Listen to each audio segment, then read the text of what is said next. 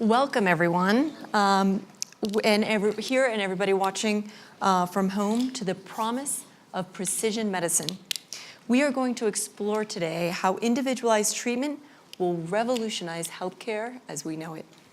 My name is Linda Henry. I'm the Managing Director of the Boston Globe Media Partners, which also built a media company called Stat News, which reports from the frontiers of life science. And Stat created the great graphics we will see today as they have been diving deeply into precision medicine. And as a little bit of housekeeping, this is a 60-minute session, which will start with a discussion amongst our fantastic panelists that we have today. And then we'll open up to questions from the audience. And I will be very precise and end this at 1:30. So for those of you who are interested in attending President Trump's speech, you will have a half an hour still to get downstairs. And now it is my pleasure to introduce this world-class panel that we all get to learn with today. So Nancy Brown is the CEO of the American Heart Association. Jay Flatley is the Executive Chairman of Illumina. Dr. Scott Gottlieb is the 23rd United States Commissioner of the Food and Drug Administration. Dr. Vasant Narasimhan is the CEO designate at Novartis as of Monday. You will be CEO. And Dr. Tan Chorchan, the Minister of Health of Singapore. Welcome, and thank you all for being with us here today. They all have incredible experience and credentials and expertise, and I encourage you to look at their bios on TopLink to learn more about them. And so it is so interesting to have this conversation right now. About 42% of all drugs currently in development and 73% of oncology drugs are targeted therapies. Biopharma companies nearly doubled R&D investment in precision medicine in the past 5 years, and that is projected to increase another 33% in the next 5 years. The number of precision medicines in development will increase 69% in the next 5 years. So there is a lot going on right now. And I want to start by talking about the expansion of precision medicine. Vas, our ability to use your words, which I really loved, you talked about our ability to generate, interrogate, and gain insights from data. It's rapidly increasing. Can you explain to us how this is accelerating precision medicine? Yeah, sure. And thanks for the opportunity to speak with all of you. When you look at it, there's a couple of trends that are happening all around us. One, the computing power that we have at our disposal has increased dramatically, such that we can actually take on so much data. The second is now we're able to tie together data sets, genomics, proteomics, phenotype, the biomarkers that actually enable us to generate deeper insights into human biology. It's another accelerator. And then the third is our analytical power is improved, our ability to tie data sets together and then analyze them to get to the underlying determinants of disease. When I look at it, I think there's two big opportunities. One is, can we mine our clinical data to find new drug targets that we wouldn't have identified before? We've seen that already in mining our large-scale clinical trials with proteomics. The second, and maybe the more tractable one, is how do we find, through precision medicine, high-responding patient populations? It's worked beautifully in cancer, when we do have genetically derived tumors. It's worked now with gene therapies for eye disease. The question becomes, beyond that, can we move into other areas where we can identify high-responding patient populations and target the medicines in clinical development through clinical trials so we get the patients who get the biggest benefit at the end when we actually launch these medicines? Wow, great. Nancy, there are some limits to this data that Vas is talking about in terms of the population that we're getting this data from. Yes, absolutely. And I think Vas has rightly identified the power and the potential of using data and the intersection of high compute capability with all of this data that exists in many different places. The concern that I would raise is that the individualized data is from very select populations. And if we really are going to focus on high responding patients, then we need to have data that's representative of all people. And if you look at who participates now in clinical trials, who perhaps has participated in these long-standing population studies, we would find that not all populations are represented. And so in addition to thinking about how we interrogate the data that exists today and how we create data frameworks that can allow this data to be to come together and be analyzed among and across these vast data sets, we must do more to recruit individuals who will be willing to share their data so that all populations are represented, because if not, the promise of precision medicine will not be realized. Cho-Chan, you are dealing with this issue directly. Can you tell us about how you're helping with this? Yes, I think it's very important for us to ensure that the study populations that go into precision medicine are sufficiently diverse. In 2016, a survey of the Genome-Wide Association study showed that of 2,500 studies, only 19% of the participants were of non-European descent. Wow. And of these 19%, the majority were Asians. And this matters because in the underrepresented participants, ethnic groups in these study populations, genetic markers might be wrongly assigned to be disease-related just because they're underrepresented. And therefore, you run the risk that by creating more precision medicine for one group, you in fact create imprecision medicine for another group or groups. So a lot of work, I think, needs to be done for us to pool larger sets of more diverse patient representation so that we can be more confident of the validity of the predictive power of the biomarkers in different populations. So more diverse data will enable the precision medicine to be more precise to the individual. Across populations, ethnic groups. Jay, you've lived at the intersection of biology and technology. Even with all this data, and as, once we do get it better balanced in terms of diversity, there's still a lot that we don't know. Can you talk to us about some of the limits of the data? Sure. So let me start by saying that the underlying tools that have kind of powered the discovery engine around genomics and precision medicine have increased in power dramatically over the last couple of decades and have been used quite effectively by governments, research agencies, and commercial companies as well to create a vast knowledge about what's going on in the human genome and that of other plants and animals. But if you think about how much we actually know versus how much we think there is, that estimate's very hard to come up with, but people think it's still in the single digits somewhere. Some say low single digits, some high single digits. So we have a lot of work to do here. And the way that work needs to get done is through big science. And that big science, I think, is beginning to happen around the globe in the form of what we call population genomics programs. One great example of that is the Genome England program, where they're sequencing 100,000 genomes through the clinical side of the NHS.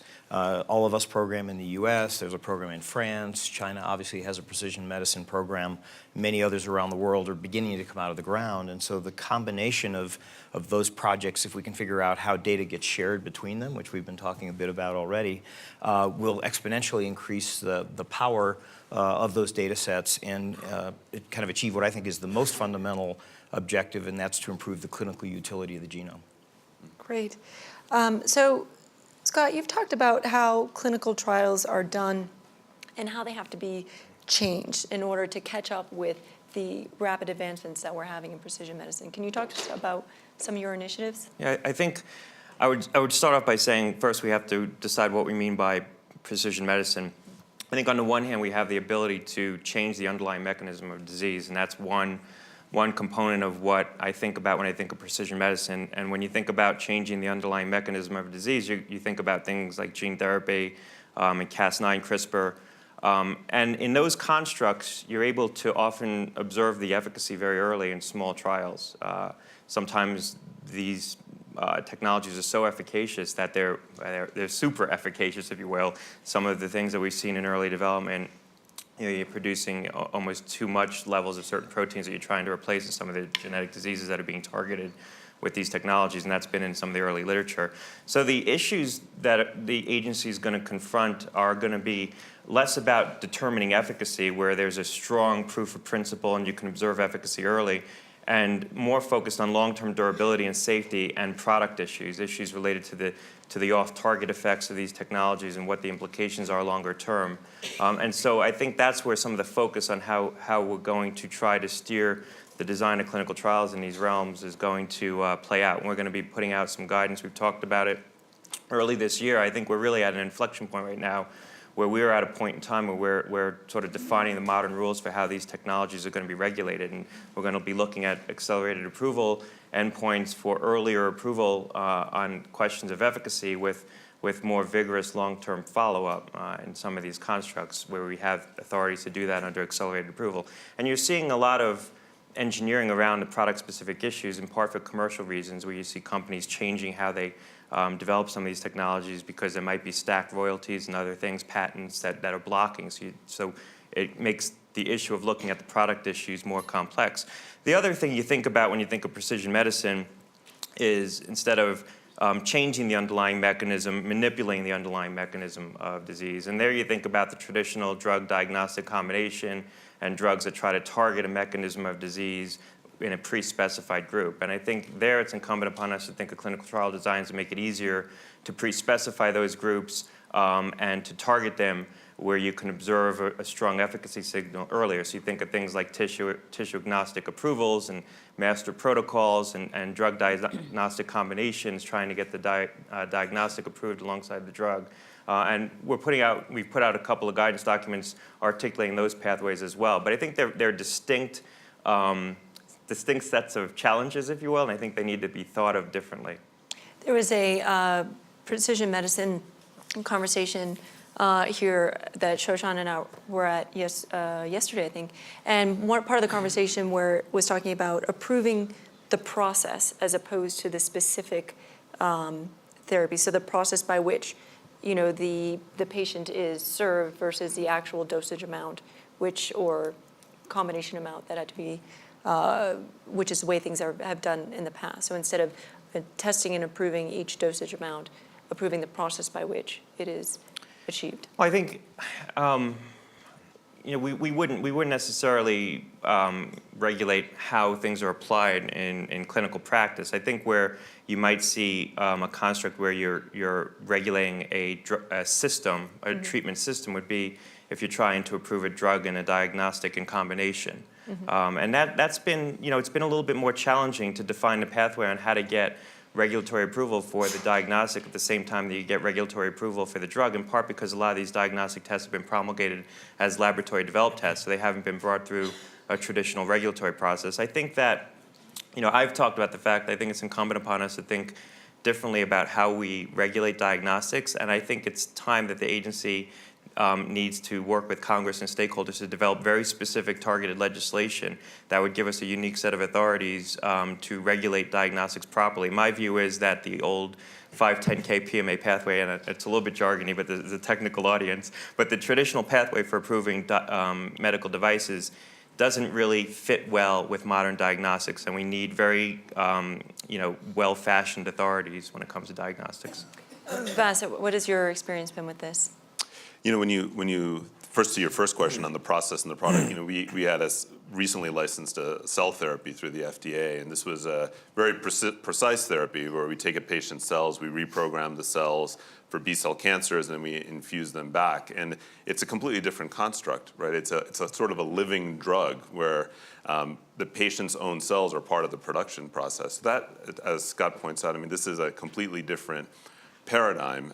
And then I think on the diagnostic side, I think with the power of digital, and can you really do digital diagnosis when you think about the power of liquid biopsies, and can we detect cancers earlier? I personally think that we're at the limits right now of what the human mind can ascertain in terms of biomarker signatures. We're going to have a machine looking across a panel of signatures and identify a signature that would then give us a patient subpopulation. Asthma is probably not asthma. Severe asthma is probably not severe asthma. There's probably a whole range of subpopulations. And then we need, of course, the regulations that would allow us then to bring a drug with that signature or that diagnostic through clinical trials, which we'd still have to do prospectively, to market. And the other way to interpret your question is exactly how you picked up first, which is, and that's why I did the bifurcation in my comments, which is, on the On the biological side, the process is the production of the biologic in a lot of these cases where we have precision medicine, like CAR T, like gene therapy, and that's where a lot of the focus of the regulatory process is on the manufacture of these personalized treatments, because that's where a lot of the complexity is, and that's where a lot of the things can go wrong. You called it cell therapy, we call it cell-based gene therapy. Correct my language. Take a note. I'll defer to you how you describe your product. Nancy, I want to go back to data because this is really what precision medicine relies on. And you've talked about how with larger data sets, we can improve care for data. We talked about the importance of diversity in our data set as well, and because the large data sets help physicians understand how targeted treatments have worked for genetically similar patients in the past and help doctors uncover treatments that they may not have thought of. But assembling the large data sets requires healthcare systems to share information. How do we solve the current barriers to data? Yeah. You know, I think one of the most important things to remember on data is what we're trying to do is create, in essence, the public trust. You know, that there is this promise of more personalized treatments for patients, and what patients want is to live a healthful, satisfied life. And so health systems feel that they are the fiduciary of patient data, and they are.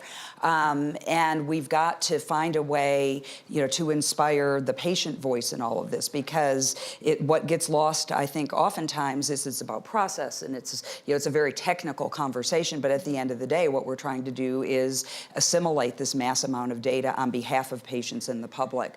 The other thing that we haven't touched on yet as it relates to data is what we believe is very important data that must accompany the data from health system EHRs, from clinical trials and long-term population studies, and that's environmental data, exposure data, as well as data on how people are living their lives. And one way to push the system, we think, is to inspire people to be willing to donate their own data from their own wearable devices, from new sensing devices that are not invasive sensing devices. And if we could create this groundswell of people that say, hey, I want something different for myself and my family than I have today, and I'm willing to donate my data to make that happen. And by the way, that's my data in your health system, and I would like that to be part of this as well. That's what we're trying to do at the American Heart Association. It's what Francis is trying to do at the NIH, and I think the system has to be pushed by the people who are the ultimate beneficiary. You talked about the word trust, and Shorshan, you have talked about the importance of trust as well. And this includes rules on who gets access to this data that Nancy was just talking about collecting. I think it's very important for us to have very early engagement to build the trust, because I think the promise of precision medicine is when we can get more and more different types of data, clinical data, genetic data, data linked to research, environmental data, they are specific for an individual. Mm-hmm. And then in aggregate, we have a pool of data that allows us to see patterns and associations that allow us to create a more continually learning system. But that means that we have patient identifiable data across many, many different types of data, which are specific to a patient. So I think people will be naturally and understandably concerned about privacy, about security of the data, and also about who gets access to this data, and whether there are protections against genetic discrimination, particularly in employment and insurance. And I think these are difficult issues, but they need, I think, to be the subject of an early engagement with populations, because this is, I think, the direction in which the entire field is going to move. Great. Jay, you had thoughts on this as well, on what Nancy was saying about getting more people to share their data. How do we drive the behavior of data sharing, and how do we get past the challenges of safeguarding that data? Well, the challenges that we've seen here are that people tend to hoard what data they have, either for economic reasons, intellectual property reasons, or geographic boundaries. Very often you'll find countries have rules about data not leaving the geographic boundary of that country. And so we've been involved in efforts to try to figure out ways to kind of break down those barriers. And there's a whole host of things that have to happen here, including things like standards around phenotypic data. You find some of that locally. Centralized health systems tend to do better than places like the United States in that regard. but then also the underlying technology about how you actually federate these databases and allow, if you have to keep data geographically separated, how you have high-performance query systems that can interrogate across these databases, and how do you exchange economic value. And so there's been and there's ongoing research on using technologies like blockchain to try to track royalties. And in fact, there was an announcement yesterday, I think, that Amazon is beginning to work on this notion, and there are other companies in the blockchain sphere beginning to do this as well. And I think that'll help break down some of the concerns about, do I get the economic value out of all the work and dollars that we invested to create my particular data set. There's also some standards being formed like GA4GH, which are beginning to create the kinds of standards we need globally to put these data sets together. Vas, in order to get beyond the treatment, to actually get to the preventative care aspect of precision medicine, how do we establish a continually learning infrastructure with real-time knowledge? Yes, I think it's going to take time to really get the signatures and data that we need to enable this. I mean, we have examples. For instance, many companies are now running trials in Alzheimer's disease where we look for a particular gene signature, the ApoE4 gene, and we know that patients who are homozygous have a much higher likelihood to get Alzheimer's. So you treat early, and then you continuously watch. So that's a very simple example. Yep. It gets much tougher. We've been doing work, as many others have, at looking at circulating tumor DNA and other signatures for early cancer. You can do the continuous monitoring in that instance, but how do you know if you're treating in an instance where you don't need to treat? Is there the positive and negative predictive value of such tests? Because we know the body is constantly in a homeostasis versus cancer. So I think there's going to have to be a conversation about how much do we really want to know about our own health, and when do we want to know it? Because it's only valuable to know it if we can do something about it, and do something about it with a high degree of conviction and with a high degree of data. At least that's how we've been thinking about it. So this predictive modeling that we're getting to, preventing the diseases that we know we can help. That we know can help. There's, I think, a great example that I like in asthma, where we know atopic march happens in these kids. We know if you have asthma very early on and you treat early, you could potentially prevent atopic march. So could we identify those kids who would benefit and then prevent the asthma from ever becoming severe? I mean, those are the kinds of use cases I think that would make sense. Oh. Scott, one of the other big areas of precision medicine that we have to talk about is affordability. How can we bend the curve on the price of precision medicine, knowing that we've had an incredible drop in the price of genome sequencing, which is one of the first steps, but what else can we do? Well, I think when picking up on what Vas was saying, I think doing clinical trials for primary prevention are particularly hard and costly. You oftentimes need very large randomized trials, and you're looking over long periods of time. And I think if we want to try to bring the cost down of primary prevention, we need to think of how we design those clinical trials better, to use data to better pre-specify the population that might be at risk. So maybe you don't have to look over as many patients and look out over as long of a period of time. And also have better ways to predict how products could increase the background rate for certain risks. And so, for example, if you're going to give a drug to someone over a long period of time to try to prevent the onset of Alzheimer's, because they might be at risk for Alzheimer's disease, you want to make sure that prolonged exposure to that product isn't going to increase your background rate of cardiovascular risk. But if you want to discharge the risk of slightly increasing someone's propensity to have a cardiovascular disease through the administration of a product that's going to be administered over a long time, that's a very large clinical trial, and it's a very large placebo-controlled trial.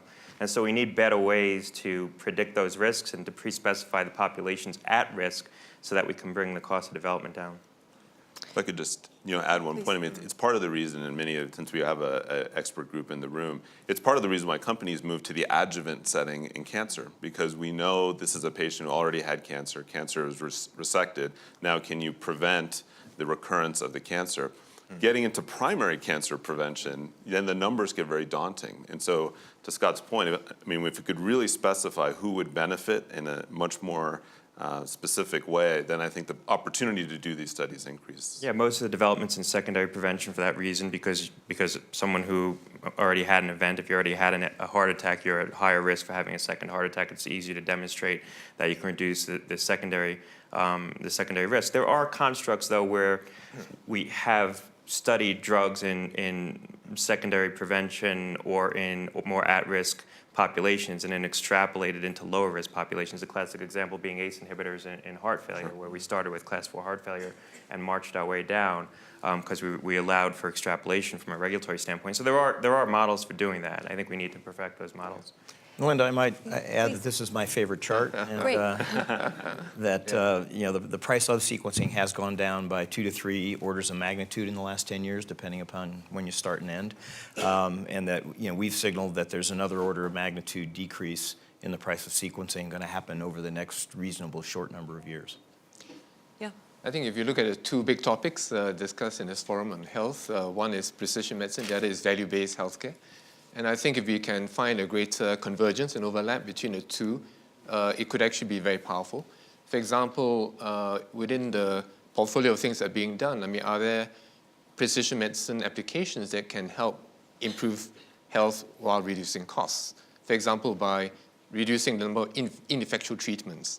How many patients you need to treat, for all the patients that you treat, how many people actually get a benefit and how many people don't have any benefit. And I was just reading a report that said that for the top 10 best-selling drugs, for every person that benefits from the drug, between 3 to 24 people actually show no improvement.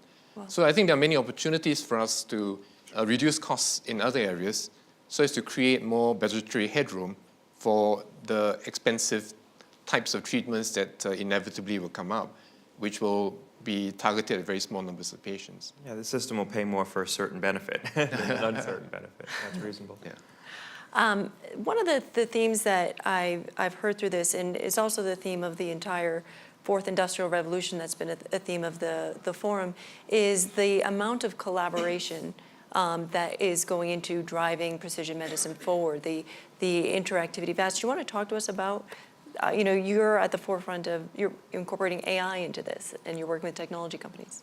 Yeah, actually, before I'd want to just make a plug. Francis Collins is in the room, and we are actually working in many coalitions with public and private partnerships to try, and particularly in cancer care, to bring the data sets together to get much smarter about how we can actually improve patient care. And that's just one example, but I think that's very positive for society.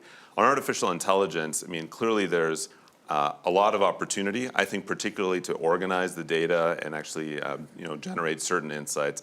The big challenge will be, can we use AI, like many of the partnerships we have and others do, to speed up drug discovery and speed up clinical development. I think it's still early days. I think we always have to remember with AI that when we do image analysis, there's a training data set you can train the algorithm on, and then you can look at the images. In drug discovery, there's not a great training data set. It's probably you can't find drugs for some of these conditions. It will undoubtedly speed up our ability. And I like Gary Kasparov's concept that when you take the chess master, when you take a smart person and put them with a smart machine, you can beat a smart person or a smart machine. And so I think we're going to have to get used to having a culture where you have smart people working with AI to power drug development. I might add on to that, the power of partnerships is so key, and we've really focused on that at the American Heart Association. We've created a data discovery platform that now has 10 million data points. The American Heart Association and Amazon have created that marketplace. But we announced most recently on the issue of drug development a new partnership between the American Heart Association and the Lawrence Livermore National Laboratories, which has one of the world's fastest supercomputers. And the idea is, can we use the fantastic scientists of the American Heart Association who are represented in academic medical centers throughout the world, and the artificial intelligence capabilities to do more simulation and modeling of how drug proteins attach, or how drug molecules attach to the wrong protein, to try to get this issue of side effects off the table. And we think we're in a proof of concept phase right now, but we're very excited about this use and application of artificial intelligence because it is the mind and the machine coming together together in a way with this supercomputing capability that is, soon to be 10 to the 18th power, which is unbelievable. Just to pick up on that point, it kind of reinforces the need to try to develop good natural history models of diseases. And it's amazing we don't have good natural history models. We still expose patients to placebo in hypertension trials to see what happens with untreated hypertension. Yeah. We should know what happens. We know what happens right, with untreated hypertension. I mean, you still need a placebo arm because you're Yeah. looking for safety, but we haven't been able to model that yet. I think that's a big opportunity for investment. And we've made some investments, particularly in rare diseases, but I think looking harder at that, that's going to enable the opportunity for AI. I want to open it up for questions in the audience, because I know that there's a lot of really interesting perspectives that we have. I think that there's one over there. Hi. So for somebody starting a phase 1/2 study today, it's going to take quite a while to get to the NDA stage. What should they be thinking about, given things are changing? Is that directed I at me? think that's We assume so. Well, first of all, I would challenge just the concept. I think you've seen some. I think as we move into a realm where the mechanistic understanding of how the drug's going to behave in a certain disease is well understood, and as we see drug developers targeting more rare diseases and significant unmet medical needs, I think you've seen very efficient development programs because you can get proof of concept very early.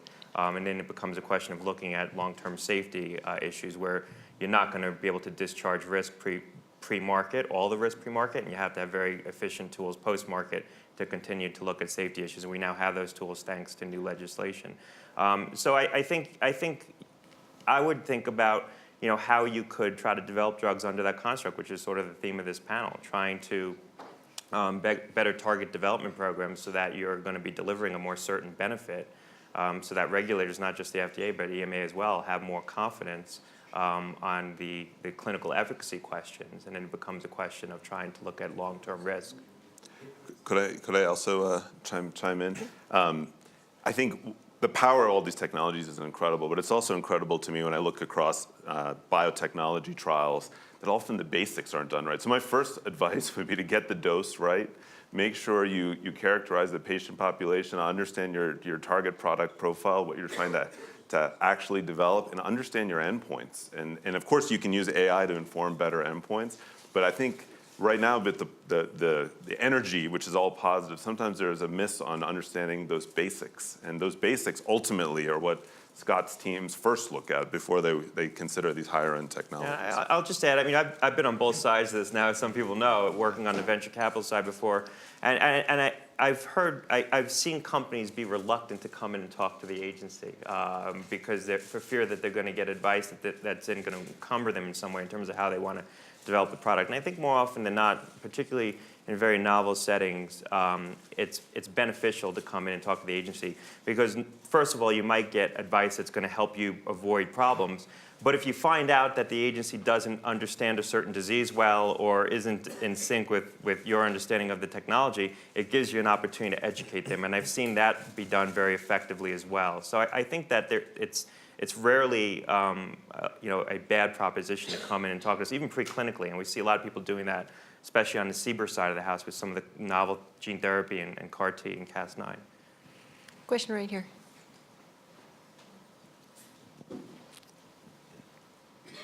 Hi. I just wanted to tell you more about a project that we have in Israel. I work for Mr. Marscan, the founder of MDocs. And what he did in Israel, he founded the Marscan and Maccabi Health Institute for Science. So it's basically in Israel, from the time you were born till you pass away, you are at the same health insurance company. So they have your data from the time you were born till you die. And usually the family stays in the same health insurance company. So what Mr. Khan did, he basically decided, he started as a philanthropic venture because he wanted to provide scientists with the data so they can work on the data that Maccabi Health Insurance has. And just to help science, Mars, I think it would be better if you explain it. Is there a question? Is there a question? He has a question. Okay. I don't have a question, but we've actually got information from about 2.5 million patients, which we've had for 22 years. And this big data has given us a tremendous resource. And we've provided the base for interrogating this database. And we've actually come up with some very interesting findings for research. It's a very interesting and valuable tool for research. The advantage we have in Israel is that we don't have the problem of using the information that we have. Great. Can we have a question, please? Right back there. Thank you. Yeah, thank you. Great comment on the panel. Really great topic, precision medicine. I was wondering, social determinants are very important on the outcome of medicine. How do you see them integrated in the concept of precision medicine, the social determinants aspect, and also precise prevention? If the panel could comment on precise prevention in medicine. I'd be happy to jump in on the Great, social please. determinants of health. I think it goes back, to the very beginning. At the end of all of this technical discussion, it's about real people who live in real communities that may or may not have access to a healthcare system or to healthcare workers. And we know and understand things like levels of education, access to healthy foods, access to medications, access to treatment are going to ultimately impact health outcomes in the world. And we can't forget, as we're thinking about high technology and wonderful ways to deliver more precise treatments to patients, that all of these societal issues must still be addressed. And I think this idea of understanding the impact of people who are more disadvantaged as it relates to access to things that will help them be healthier, and what that does ultimately to their overall health and well-being is something that must be studied. It's something that must be focused on. And, I think we're recognizing more and more, food is an easy thing to talk about. If you look at the impact of people who overconsume, high fat, high sodium, high added sugar diets on, overall health and well-being, when we talk about what we're able to study from a, primary prevention point of view, we know very clearly skyrocketing obesity, type 2 diabetes, and hypertension, which cause heart attacks and strokes. And so we understand this, and we shouldn't forget that important part of this ultimate drive that we all have to deliver more precise treatments to the right person at the right time. Jojan, you have thoughts I on think this? part of the promise and potential is to be able to integrate social data, environmental exposure data together with the clinical and genetic data. And if we're able to do that, then we have some additional ways in which we can help to identify people at particular risks of specific problems and conditions, and presumably be able then to target the interventions. And in some cases, the interventions might not be drugs or the conventional treatments, but social interventions. Great. That's good. Right here. Yeah, I'm an endocrinologist working in Delhi. So I have two questions. Hold on one second. We'll just give you the mic. One is that we develop these drugs in a very long process. They undergo first animal trials and patient trials, and finally they're marketed. And how is that after they are marketed, some drugs, like for example PPAR antagonists like rosiglitazone, like for example some of the anti-obesity drugs, they suddenly then you discover after their marketing that they have side effects, they have to be shut down. Well, I can start, and I guess we'll see if Scott wants to jump in. So, we of course are, when we do the clinical trials, we power them based on what we see in each stage of development. So in phase 1, we see signals. Phase 2, we see signals. And in phase 3, the studies are powered to detect, of course, efficacy, and then safety, in particular signals that we've seen in the development. Now, what happens post-licensure is, in the case of diabetes trials, you're talking about exposing 15,000 to 30,000 patients. So you will have a certain ability to detect. But I can tell you, my background originally was a vaccine developer. You have to expose sometimes 70,000 children to actually find a very rare case of intussusception. So it's no different when we think about diabetes drugs. Once we expose millions of people, we will find signals. Now, it's incumbent upon companies to collect that data, report it to regulators, and keep updating the labels. And then sometimes a signal pops up after enough exposure, especially after longer term exposure, in some of the cases you cite, that then has to change how the drug is used. So that's how this happens, but it should be great confidence because it's a very rigorous process. I mean, we process millions of safety cases every year. We have to report them within 14 days, and if it's a serious case, within 7 days to all regulators, in particular the FDA and EMA. I think over time our expectation of safety around products has increased, and I think that that's very reasonable. Our expectation of safety from the cars we drive have increased. I think everyone would rather drive a used 2005 car than a brand new 1995 car because cars are much safer now. And so, we're looking to discharge, societally, we're looking to discharge more remote risks in the clinical development program. That's why you see, trying to discharge the risk of secondary cardiovascular side effects in diabetes trials now. I think you referenced that. And we've made a decision that's reasonable, even though it's going to add to time and cost, because our expectation of safety is greater, and in a world where there's a lot of already good therapies, you want to make sure the incremental technology is going to deliver benefit. I think where we haven't caught up, though, with our expectation of a higher sense of safety around new products is the tools to try to discharge some of these risks. And I think that's where better investments in regulatory science to try to look at discharging these risks through something other than just randomizing 70,000 patients would yield a lot of dividends. Yeah, especially that drug empagliflozin. See, you did the drug trials because they were FDA mandatory, but they found out such a useful benefit, 30% of the population improving cardiovascular benefit. So that's a positive thing of. I will avoid being drug specific or product specific. We have another question over here. Francis Collins from NIH. Appreciate the shout out from Vas about the importance of partnerships, because we are at a space, I think, where pre-competitive opportunities are really all around us. And I want to ask you, Vas, in terms of what's happening now with the development of these large-scale cohort studies. Jay already mentioned the All of Us study, which will launch this spring in the United States, will enroll 1 million participants, very diverse, with baseline information about their social circumstances. They'll answer lots of questions. We'll have blood samples and urine samples. We'll have genomic data. We'll have their electronic health records. And they're pre-consented for recontact for participation in clinical studies of all sorts, by industry, by academia, maybe about prevention, maybe about devices, maybe about drugs.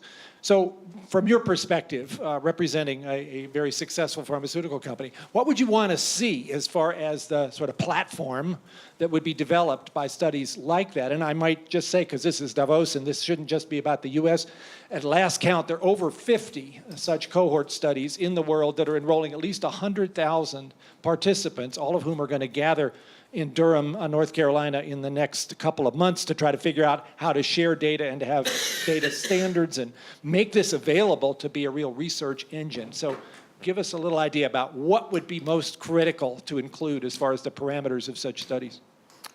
Yeah, so thanks for the question, Francis. I would think of 3 things just quickly off the top of my head. I think one, it's the power of actually understanding the natural history of many of these diseases. And I think that the truth is, while biotechnology has come a long way, and the science of medicine, we have a lot to learn about many of these diseases. There's so many conditions where we treat them as a monolith, but there's probably a lot more complexity that's out there. I always like to think that there's millions of proteins that you could target in the body, and we can target about 400. So there's a lot we haven't figured out yet. So I think one is that. I think the second is what I really hope that those platform studies bring is a connection between phenotype, genotype, biomarker over time. Because I think one of the big learnings from the large genomic studies is without phenotype and without some of the other parameters, it's actually very difficult to really interpret what's going on. So if we have strong and good data that we can interpret, that will surely fuel drug development. But the final element I'm most excited about, honestly, is the patient element.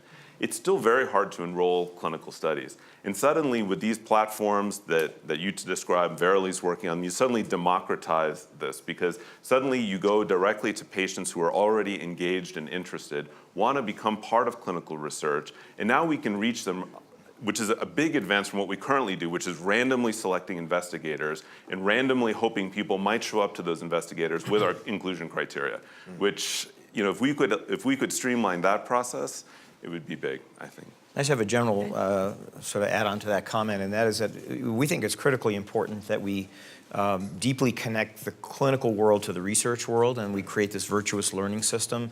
And so many of the clinical results that happen today through the physicians' offices don't ever close the loop, and those data sets don't ever become subsequently available for research. And so I think some of these larger scale projects that are getting started are driven by the clinical needs, and to the extent you can database that information and create the right privacy controls, you can then use that collective information for research purposes and complete the cycle. And we think that's really important going forward. Jojan, did you have some thoughts on that? No. Okay. Next question, right here.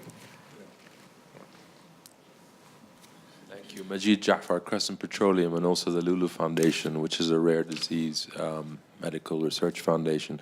Almost building on to Francis's question, so the technology is clearly there and the data is being gathered, but what about the administrative or structural hurdles to really getting forward, and also the differences? Because in the US you've got, you know, the challenge of sharing across hospitals and insurance companies. In Europe you may have national health providers, but they're pretty slow to uptake and innovate, notwithstanding initiatives like Genomics England.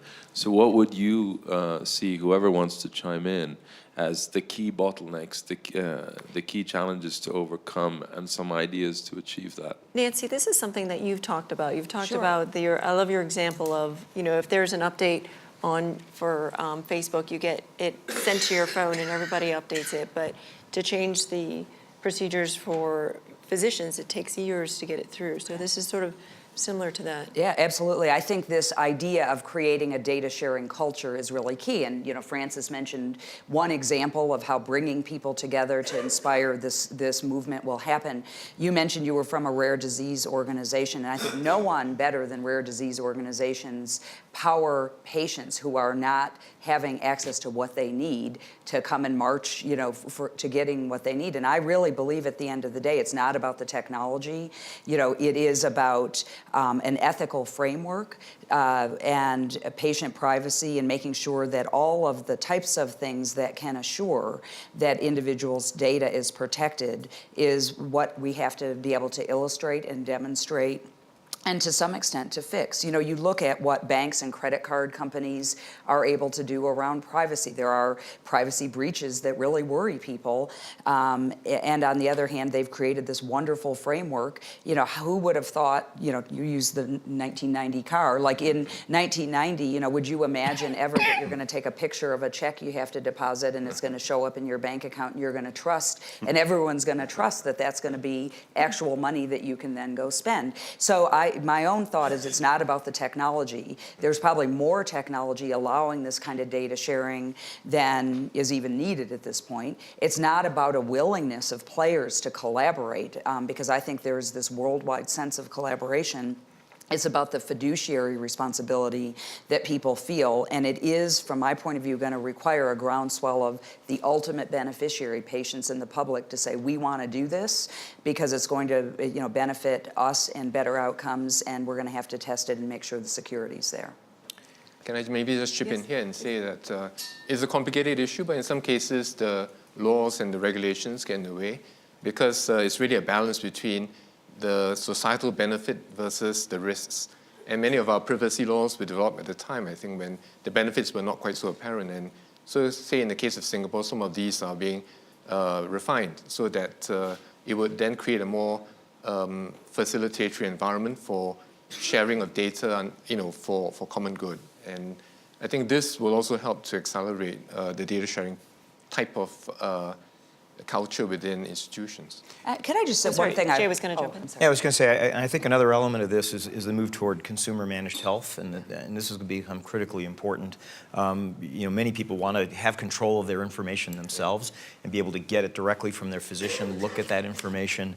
That's beginning to happen, but ever so slowly. And, you know, our view, of course, is that consumers have the right to their data, even their genomic data, even though people have tried to stand in the way of that, and that over time, that needs to be a forcing function to accelerate the changes in the health system and the medical treatment system in particular, which tends to adopt change very, very slowly. The other part of this equation is trying to get the information into forms where it's going to influence prescribing decisions by providers. And we've seen historically that labels are slow to update with new information. We're looking at ways to be more proactive with that. The Cures Act gave us some authorities to do that, to reduce the barriers to supplemental indications. We're looking to initiate proactive updates on old generic drug labels, for instance, initiatives like that. I think where I'm a little bit more perplexed is that the provider community has, in some cases, been slow to update their own clinical guidelines. Apart from the regulatory process, you see clinical guidelines that are sometimes out of date.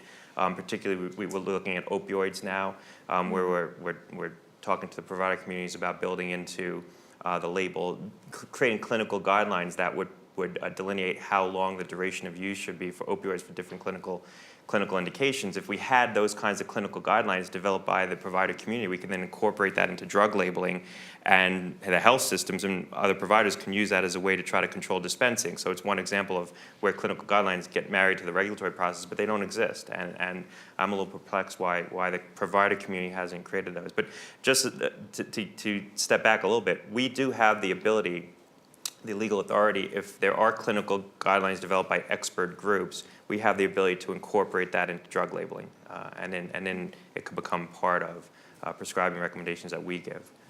That was. I was just on the guidelines, as the writer and author of guidelines for cardiovascular and stroke care in America. Cardiovascular ones are very up to date. Thank you, Scott. No, I was just going to say, I think that, the other thing coming, you can debate whether they're too fast or too slow, because we recognize that when a guideline is changed, it changes clinical practice in America. In November, we, issued new hypertension guidelines that redefined hypertension, and 100 million people woke up the next day as hypertensive. And so you can't, just like you're not going to approve a drug with haste, we're going to be very careful as we make sure we're looking at all the evidence. That being said, I think this thought about how precision medicine will really challenge, if clinical trials change, then guideline development has to change. And we're going to need to be very quick in thinking about how we compare, an old way of doing clinical trials to a new way of doing clinical trials as we're writing guidelines.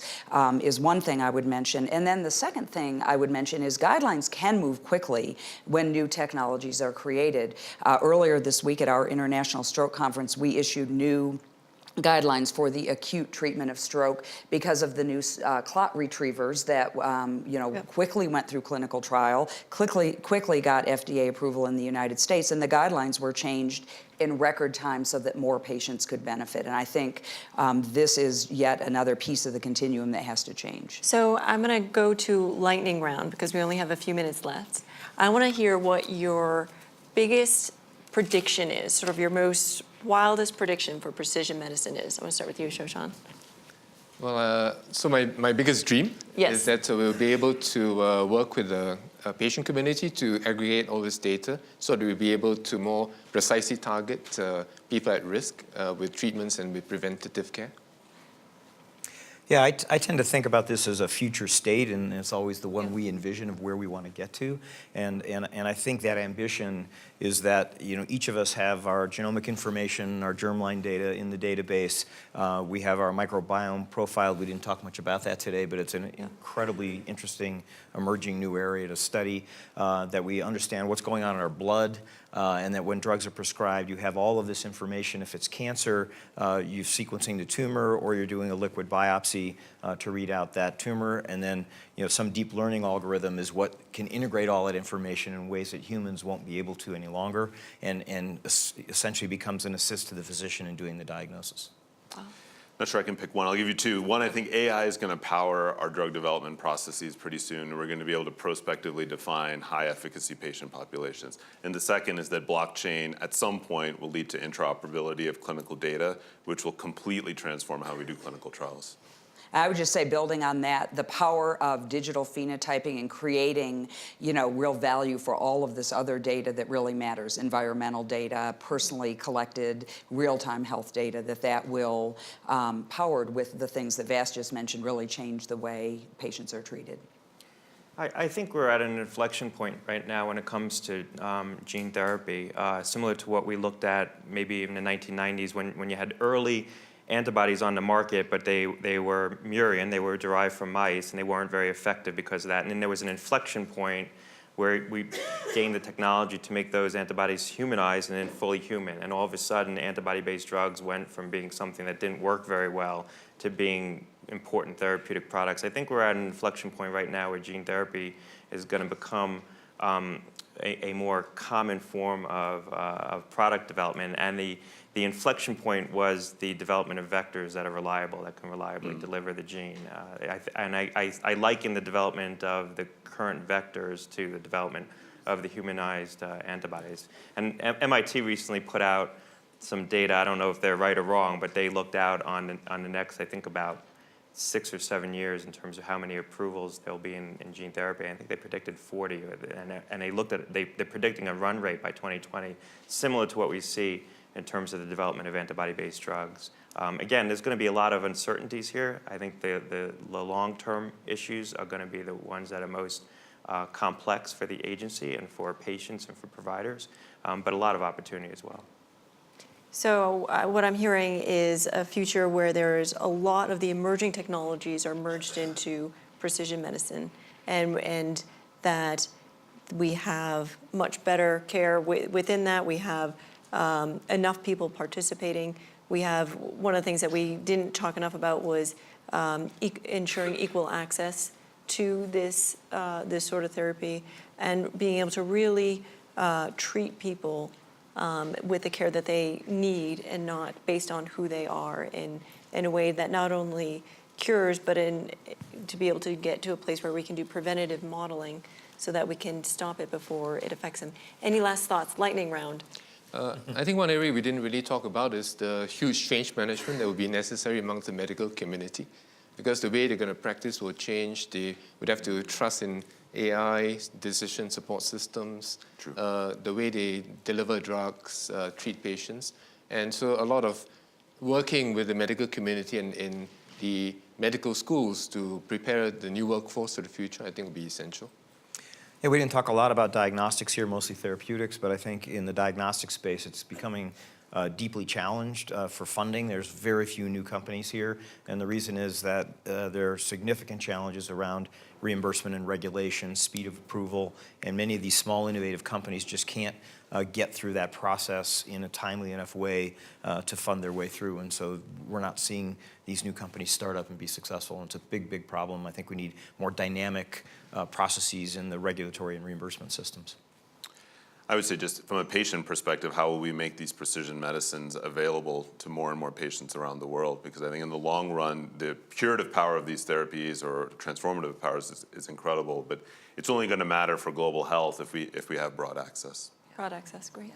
And that requires really looking at this risk continuum and who's taking the risk. You know, the company, the insurer, the healthcare system, the healthcare provider, the patient, and how along the way do we shift that risk a little bit so everyone can benefit. I would just echo that. I think when you have the capability to alter the underlying trajectory of a disease, you worry about a technology gap. And I think that, you look at oncology, for example, and the gap between what goes on in the community sometimes and what goes on in the academic centers has grown wider in certain clinical settings. So you have to focus on that to make sure that you're providing equal access and equal opportunity to patients. Thank you all. I've learned so much from all of you today, and great questions from the audience. And 45 seconds to spare.